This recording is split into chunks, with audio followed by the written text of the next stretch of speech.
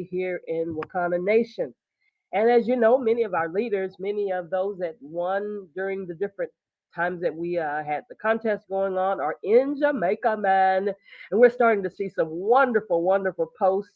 It's exciting to know that we can be a part of a company, that you can be a recipient of these kinds of benefits and this kind of leisure.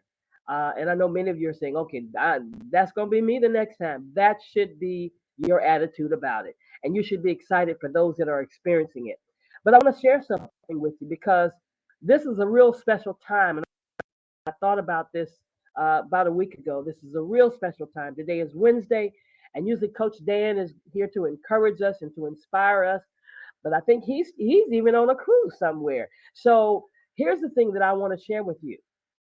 For those of you who, and this message is for two kinds of people.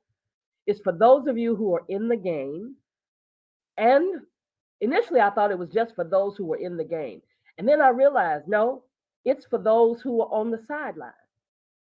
For those of you who are in the game and for those of you who are in the sideline, it's halftime.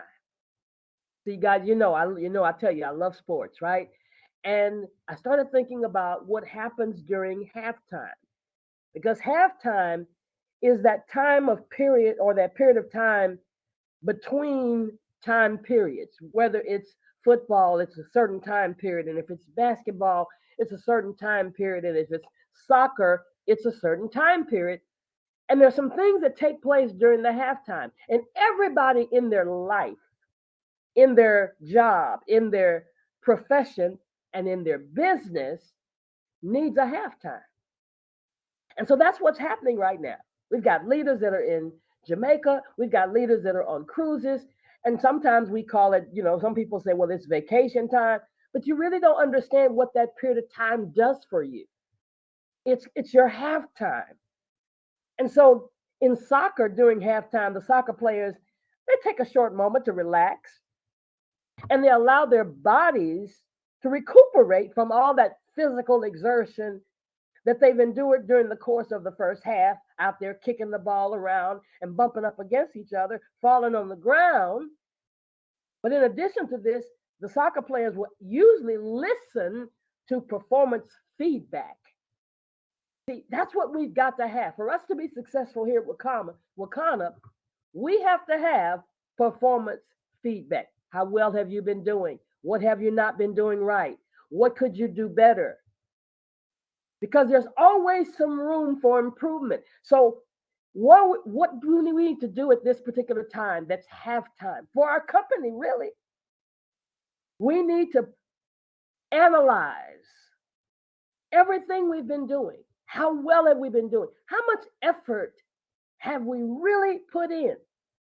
Have we been, can you go to sleep at night every single day and say, I put in 100%?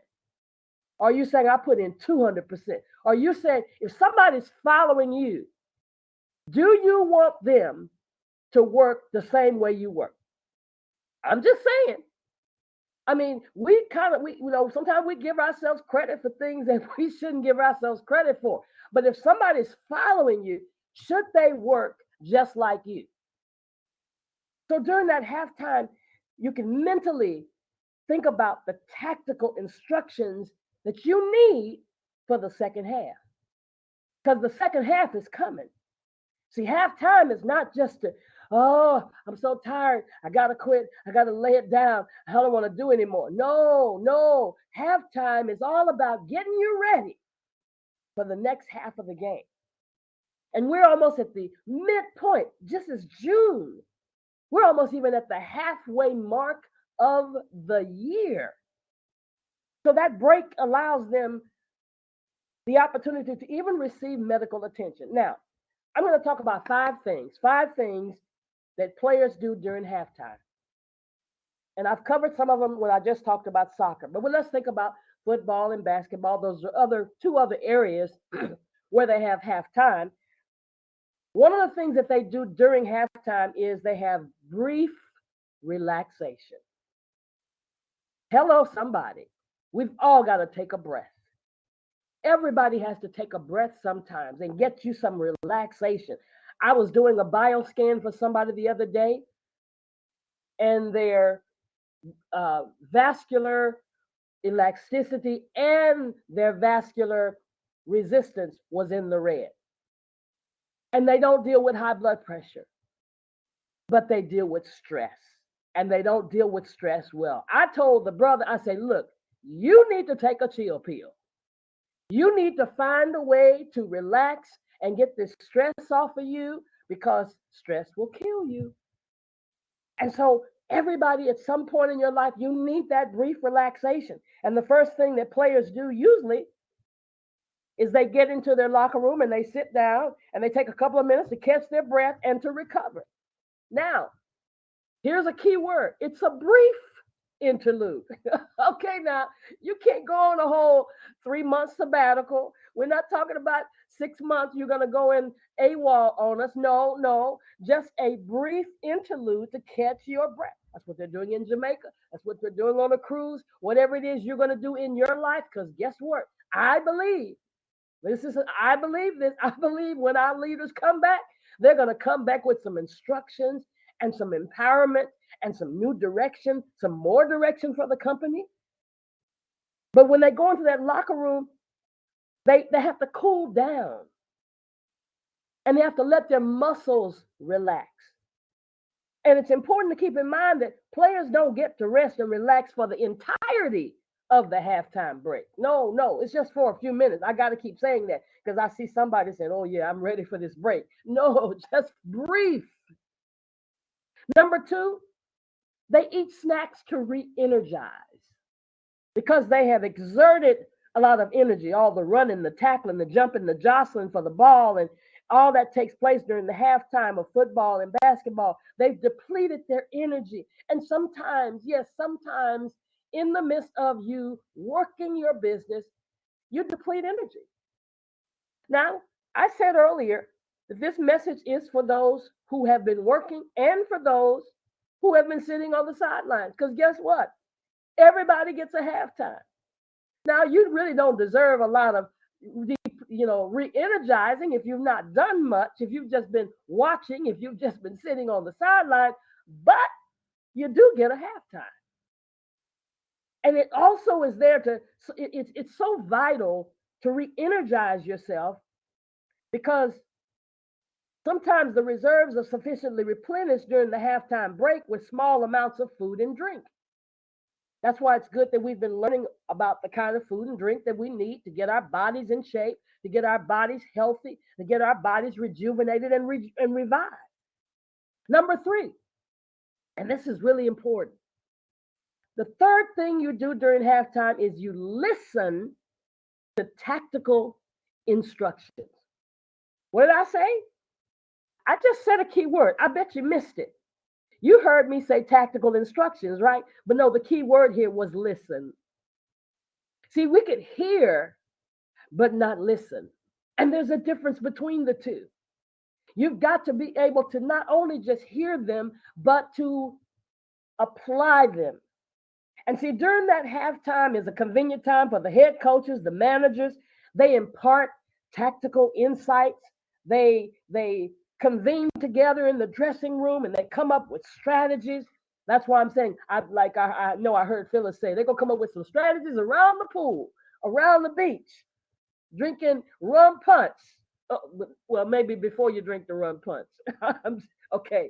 But halftime is that time period when you can understand and receive where there might be some vulnerabilities because nobody's good at everything. Did y'all know that? Did you know that nobody's perfect? I don't care how perfect somebody seems, everybody has some areas of vulnerability.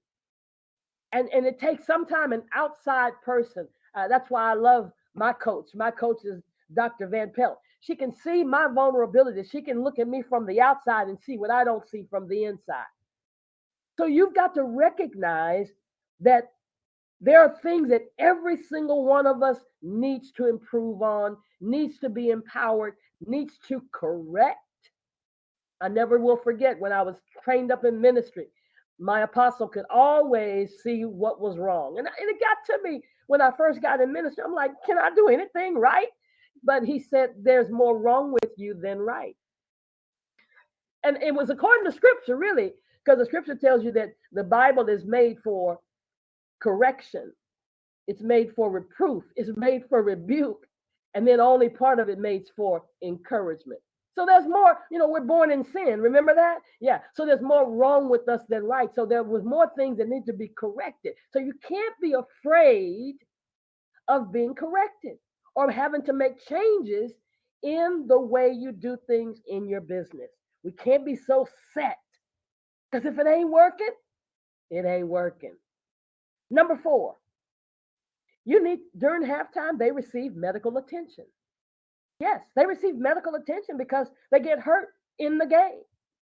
I am so inspired, Miss Mosley, every time I hear your voice right now on this call when you were in the hospital, almost on the surgery table, and you still have more surgeries to take place. And I hear you every single morning. I'm inspired by that because you got hurt in the game. So many others that are on this call, you've been hurt mentally. You've been hurt emotionally. You've been hurt physically during your time here at Wakana, but you're still in the game. You've been knocked down, but you're not knocked out. But that's when you receive that medical attention. And from time to time, players get injured. You know what? As I thought about this morning, I thought about a scripture that says all things work together for good. It doesn't mean that all things are good, but they work together for good. Why did I say that? I said that because sometimes the best thing in the world that can happen to you is for you to get hurt. Sometimes the best thing in the world is for you to get mentally injured and emotionally injured. You know why it's the best thing? Because you come back with more focus. You come back with more determination. You come back with more effectiveness. You come back with more assurance of what you're doing and what you stand for and more belief in your company. You come back, man. You come back like Tony the Tiger. And so it's amazing how strategic things are that happen in our lives because they make you greater. And then number 5. Number 5 is sometimes in the halftime experience, they have to change their equipment. They have to change their equipment because the glove, gets worn out, or the basketballs have to be changed, the footballs have to be changed, their pads have to be changed. They got to freshen up their equipment, the clubs that they're using, an extra jersey. Sometimes it gets dirty or it gets torn. It's got blood on it. The shins, the calf shins, all those things have to be changed up. In other cases, players may even have to swap out their shin guards. That's what I'm trying to say. The shin guards for a new pair. Physically and mentally recover is what they have to do. And so we have to change equipment. We have to figure out what's not working, or we have to improve on our equipment. If you've not been working Zoom, you got to start working Zoom. You got to get a Zoom. You got to upgrade your Zoom. You got to upgrade your laptop. Some of you have been buying new laptops to do the scans with. So that's a changing of equipment. Everything to improve our presentation of what we are and who we are. But then there's some of you may be operating not like football, not like basketball, or not like soccer, whom has halftime. There's a sport that doesn't have a halftime, and that's baseball. So why doesn't baseball have a halftime? Baseball doesn't have a halftime because it has 9 innings. And maybe some of you have not focused solely over time, but you've been operating in spurts. Every time you get 3 outs, you slow down. Every time you get 3 outs, you quit. Every time you get 3 outs, you just, oh my God. See, baseball doesn't need a halftime because they get all that time to sit in the dugout while the other team is out there working on 3 outs. But whether it's whichever kind of halftime you're operating in, Wakana Nation, I want to encourage you to make sure that right now, during this season of our company's life, this season of your life, I want to encourage you to refresh yourself, to re energize yourself, to be open for all of the instructions that are coming and that are taking place, to reanalyze your own self, to take care of your own body, and to change whatever is necessary that you can function better because the second half is coming. The second half is coming, Wakanda Nation. There's no telling where we're going by the end of this year. So many things are about to take place. So many things are about to happen. So, in the words of TD Jakes, get ready, get ready, get ready. That's it for me. Listen, have a great Wakanda kind of day. Today is Wednesday. We know what takes place on Wednesday. If you're here for the very first time, make sure you get our full our full virtual layout of all of our sessions that take place Monday through Thursday. And you don't want to miss anything. You don't want to miss inviting anybody.